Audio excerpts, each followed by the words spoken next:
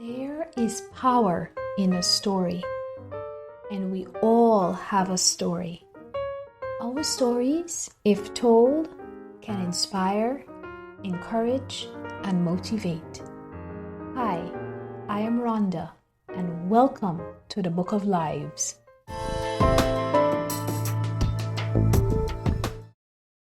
Hi everyone, welcome to the Book of Lives. Today we're going to be chatting with a grief and loss therapist. Billie, welcome. Hi, welcome. Thank you so much. Welcome. That's all right, that's fine. So Billie, on the Book of Lives, we are all about stories, and stories have beginnings. And you're a grief and loss therapist, and you experienced some things yourself. And it all began when you discovered you were having twins. Now, how did you feel when you discovered that? I know lots of people are scared of multiples, but how did you feel? Well, it was exciting. Of course, I almost fell off the doctor's bed as I was doing ultrasound because I already had 2 children. So that was going to take us up to 4. But by no means was I not excited. I was very excited. My husband was very excited. And we just started to plan our lives around, having this big family we would laugh about because we travel a lot, about having to have all these passports and all these things. So we were dead and happy.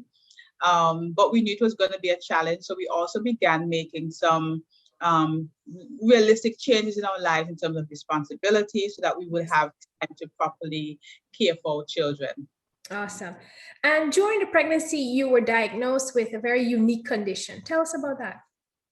Yes, it was interesting because before I was diagnosed, my sister, who was also pregnant at the same time that I was pregnant, so we were due literally 1 day apart, she lost her baby at 20 weeks. So she was in hospital for a while, really had a rough time. And her main condition was that one day she woke up and there was no amniotic fluid.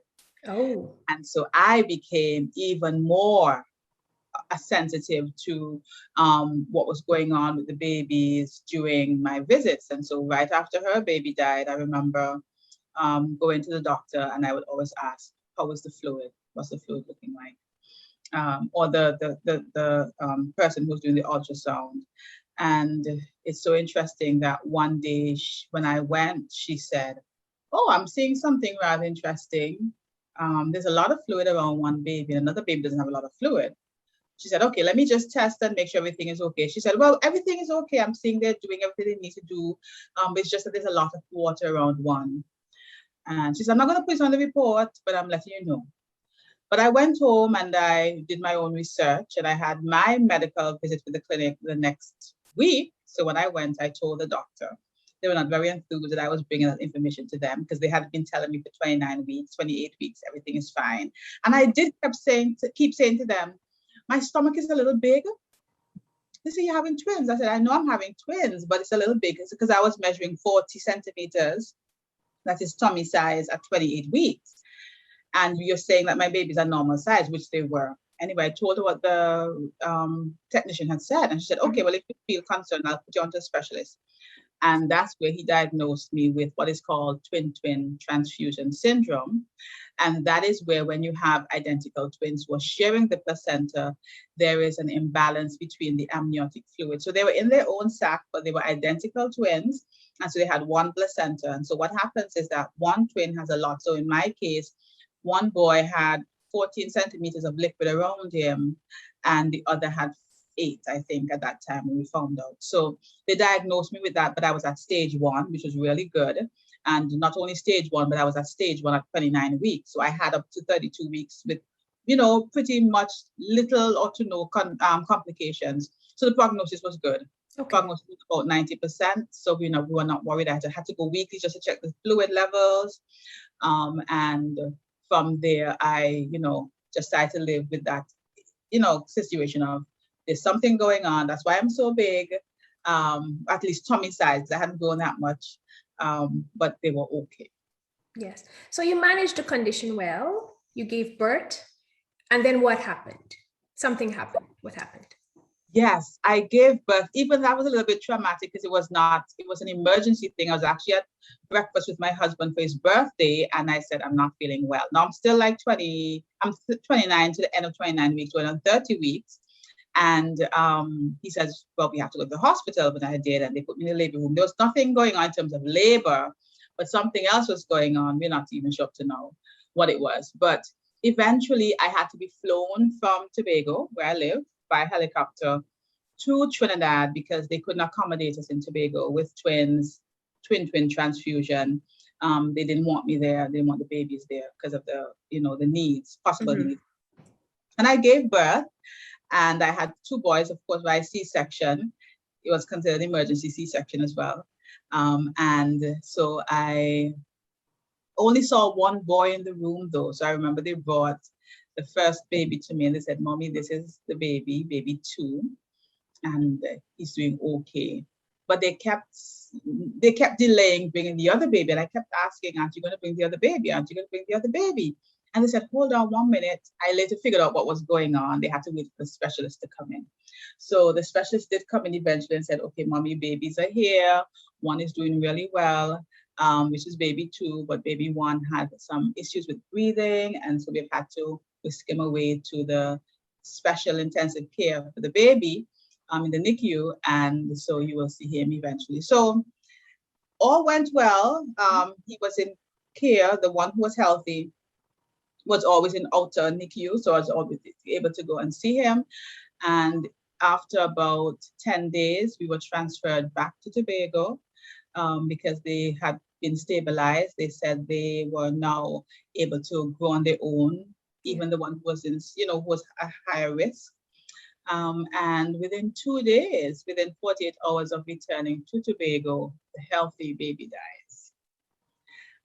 So that is where my personal grief story began. It's interesting because while I was going through that ordeal, I was actually finishing up my training in loss and grief, my specialization in loss and grief. So I actually did my last assignment in hospital with the twins. I was actually supposed to do my last exam in hospital as well, but then when the exam time came around, they hooked me up to a machine that was supposed to be 15 minutes and it turned out to be 45 because they were so concerned about the twin because it's very rare. Okay. And I remember my doctor saying he'd only seen one before and the babies didn't live. So I was a unique case where there was a twin, but the babies were healthy, pretty much all was well, and they were birthed in pretty good condition.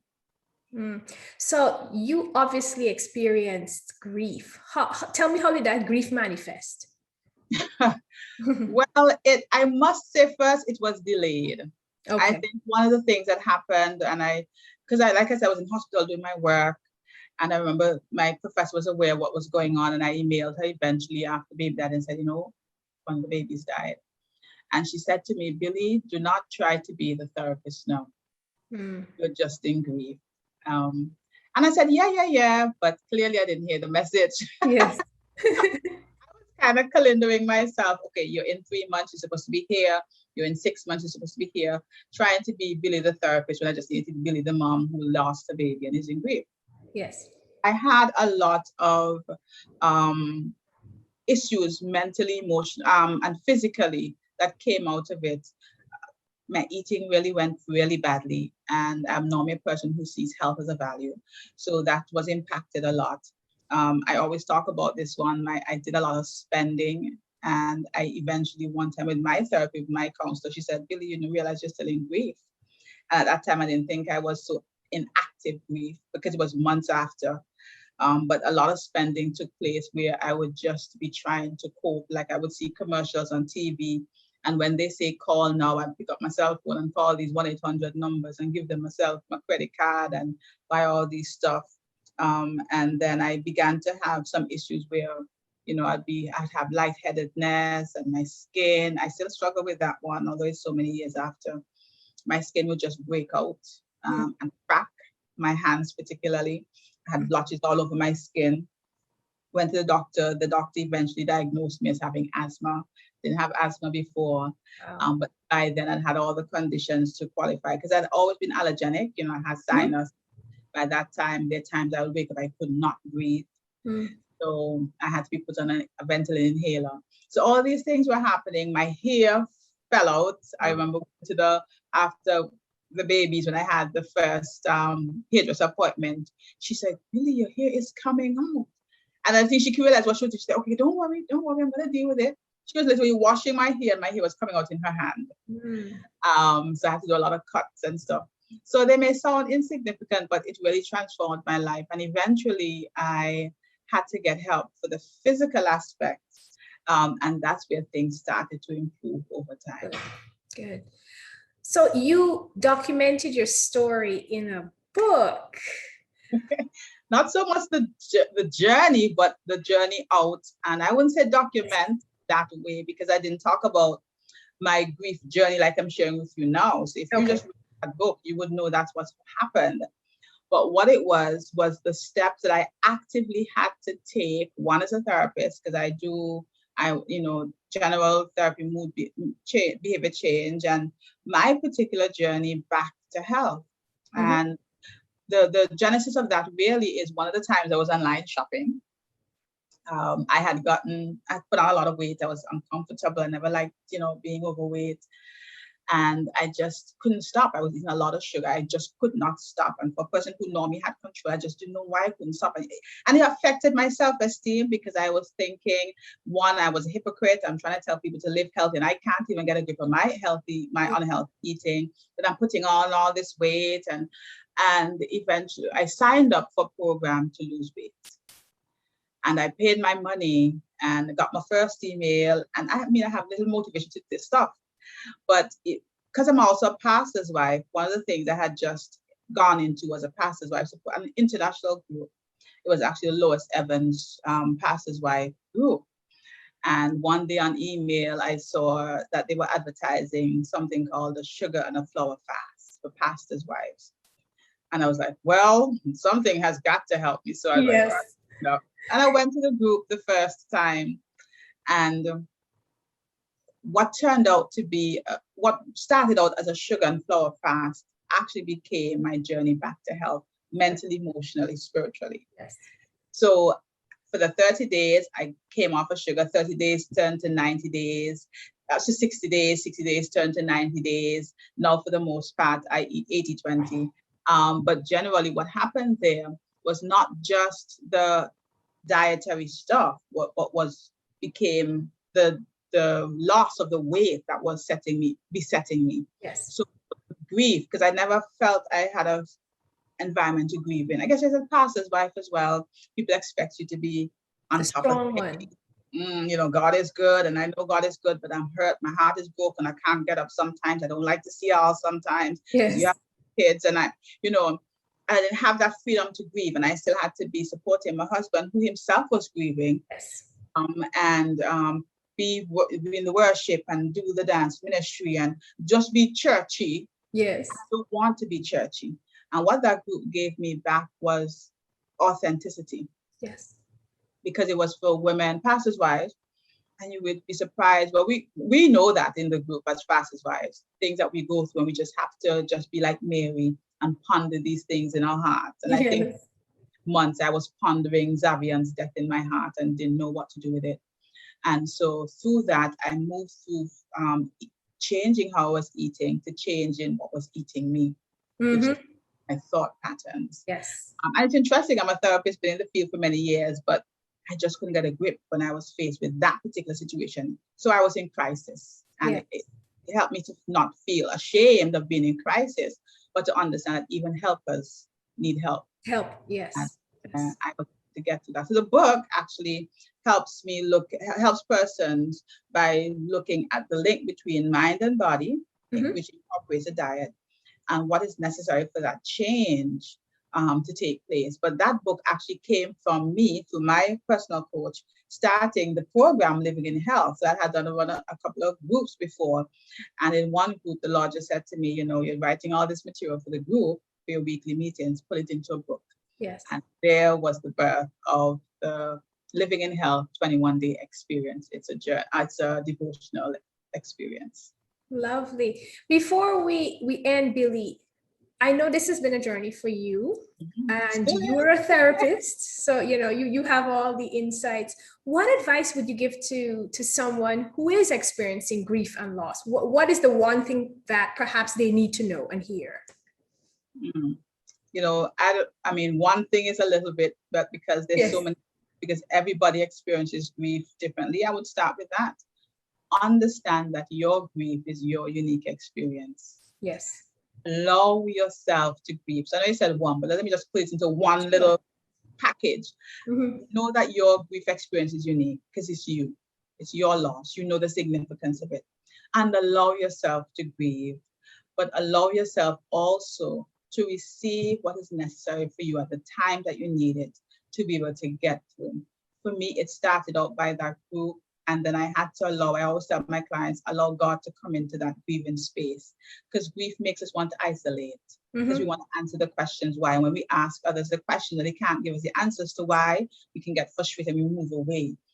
And when one of the first persons we ask, why is God? Why did this happen? Why did you allow this? Why didn't you stop? I always talk about me thinking that when I went back to the hospital, my son was going to be alive because God was going to do the Lazarus move for me. He's going to pull it and just say, get up. And Zabby was going to get up and just, I was going to come back and he was going to have, oh, he's okay.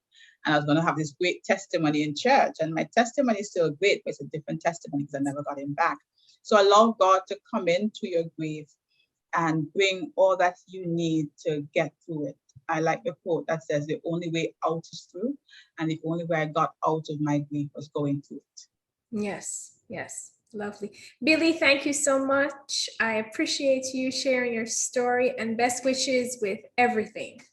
Thank you so much for having me. And thank you for the great work you're doing for the Book of Lives. It's really inspirational. Thank you. Thank you. And for those of you who are watching, thank you so much. Until next time, stay inspired.